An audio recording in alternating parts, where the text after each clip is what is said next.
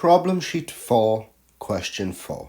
The system to order food at a cafe in the centre of Cardiff behaves as a network of queues. There are 3 counters, the cold food counter, the hot food counter and the till where customers pay for their food. If customers want cold food only, they arrive and join the cold food till. If they want hot food only, they arrive and join the hot food till. If they want both cold and hot food, they must first queue at the cold food counter and then at the hot food counter. After picking up their food, they must then queue at the till to pay. Customers arrive at the cold food counter at a rate of 18 per hour. Customers arrive at the hot food counter at a rate of 12 per hour. 30% of customers who queue at the cold food counter also want hot food. On average, it takes 1 minute to be served cold food, 2.5 minutes to be served hot food, and 2 minutes to pay. There is 1 server at the cold food counter, 2 servers at the hot food counter, and 2 servers at the till. The cafe is open for 3 hours during the lunch hour. The cafe would like to know how many customers they expect to be served each lunchtime on average. Perform a discrete event simulation in Q and show the conceptual model. So first we will consider the conceptual model. So this generally means drawing a diagram of the queuing system, labelling the transitions of the customers, the arrival points, the various service rates and arrival rates that are in the model. So here we'll have 3 counters. We'll have a hot food counter, we'll have a cold food counter, and we'll have the till. Each of these is a service centre, and so people will queue at each of these.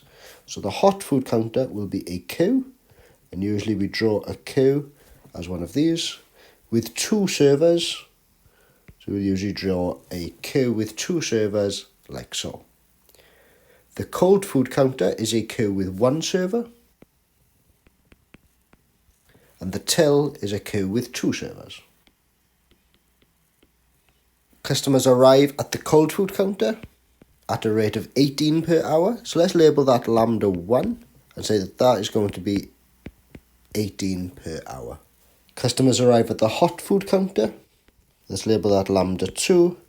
And they arrive at a rate of 12 per hour. No customers arrive to the till. There's no point paying for something you haven't ordered. Okay, customers exit the cold food and at a rate 30% join the hot food counter. Otherwise, they go straight to the till. So that would be 70% of customers go straight to the till. After receiving their hot food, all customers, all 100% of the customers, go straight to the till.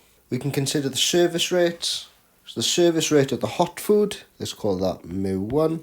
Now the service rate of the cold food counter is that it takes 1 minute to be served cold food on average. So that is 60 per hour can be served on average.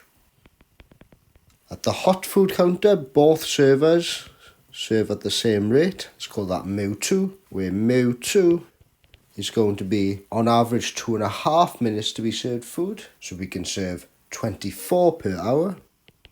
And at the till, both servers serve at the same rate, mu3, where mu3, it takes on average 2 minutes to pay, so they can serve on average 30 per hour. After they leave the till, they all leave the system. So this would be our conceptual model when our time units are hours. We could have also defined this with the time units were in, say, minutes. So for example then, in minutes, lambda 1 would be equal to 18 over 60 customers arriving per minute. And mu1 then would have been 1 customer being served per minute, and so on. Just as easily, we could have defined these in time units of days, where lambda 1 would have been 18 times 24 customers per day. Although that doesn't make a lot of sense here because we know that this cafe is only open for 3 hours during lunchtime. So knowing that, we could have also defined our time unit as per lunchtime, per every 3 hours, where lambda 1 would have been 18 times 3 per lunchtime. As long as we are consistent with our time units, it doesn't really matter. So let's stick with time units of hours. We also know that the cafe is only open 3 hours a day. As the cafe is only open for 3 hours a day, then we have a terminating model. That means we have a definite opening and closing time at the start of the lunchtime, at the end of the lunchtime, where there's no customers going to be already in the system at the start of a lunchtime, and no customers are going to hang around at the end of the lunchtime. Therefore, there is no need for a warm-up time. So now that we have our conceptual model, we can start implementing this with the queue library.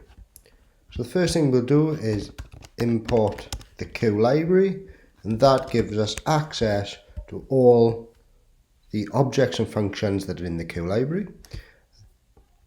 Okay, in general, we are going to create a network object denoted by n, and we can create a network with the queue.createNetwork function, and this network is going to represent our conceptual model.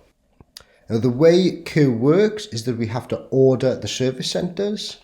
So we're going to create lists of parameters, and the order in which those parameters feature in the list will be the order of the service centers. So we have a natural order in here. We have labeled cold food with lambda 1 mu 1. So this will be our first service center.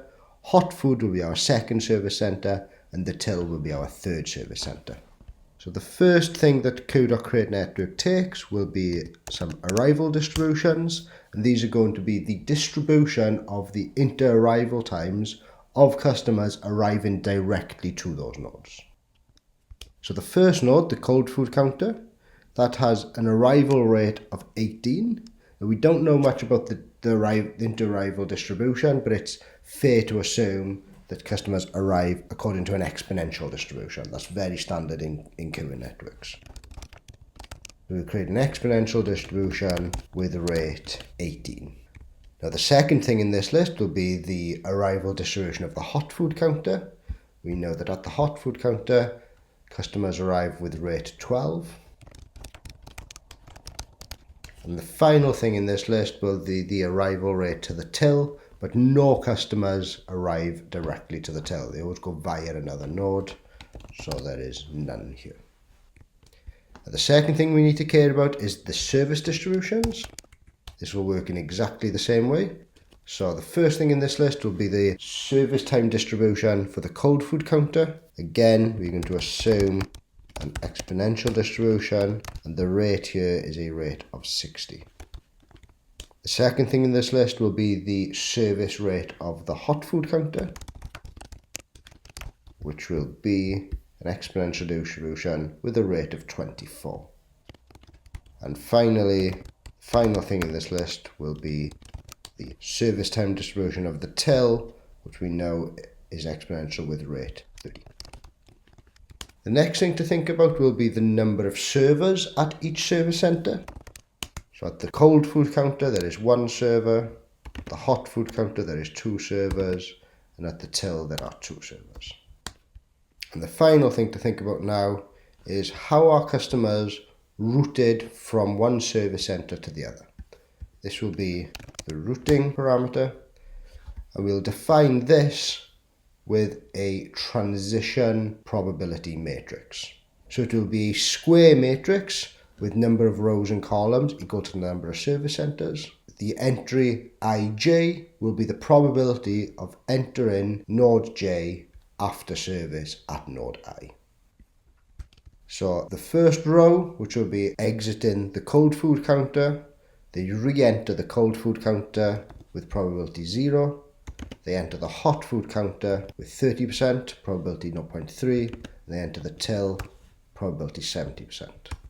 When they exit the hot food counter, they go directly to the till, so they don't go to the cold food counter, don't go back to the hot food counter, but all 100% of the customers go directly to the till. And then finally, when they leave the till, they go nowhere. And that completely defines our network or our conceptual model. We'd now like to run this simulation. And as we said before, this is a terminating model. So we are going to have a defined start and end times, and we will run this over many trials. So let's run this over, say, 10 trials. What will we have to do? Well, we want to make this reproducible, so we'll set a seed. Q has its own set in seed function, and we'll use as the initial seed just the number of the trial. That's very standard. We will then create a simulation object out of our conceptual model, the network, and then simulate that until a certain amount of time has passed. So we will simulate it from time 0 until 3 hours have passed. That's 1 lunchtime. We now want to start collecting statistics or KPIs from this. What is the KPI that we care about? The question was asking the cafe would like to know how many customers they expect to be served each lunchtime on average. So what they would like to know is the number of completed customers. So a way of getting that out would be collect all the possible data records, count the number of completed customers as those data records that exited the till. They're the number of completed customers because they've exited the till. So the number of completed customers is going to be how many, the length of number of records, if that record was completed at the third node, which was the till. So this would be the number of completed customers for this particular trial. We would like to keep track of this statistic over the trials. So completed customers over the trials will start off as an empty list, and we'll just keep adding for every trial this statistic into that list. So we could run this. So we could view our completed customers lists. There is going to be 10 different statistics from the 10 different trials of the number of customers completed in each trial. So the reasons we ran lots of trials was to smooth out any variability. We can see that each trial with each random number seed that we tried gives us a vastly different number of completed customers. So to smooth out over that, we can say that the average number of completed customers will be the average number of the statistic over the 10 trials, which is equivalent in this case to over the 10 days of serving lunch. To take the average, you can take the sum of this over the length of this list. So we will get an answer of 80.4 customers on average served per lunchtime.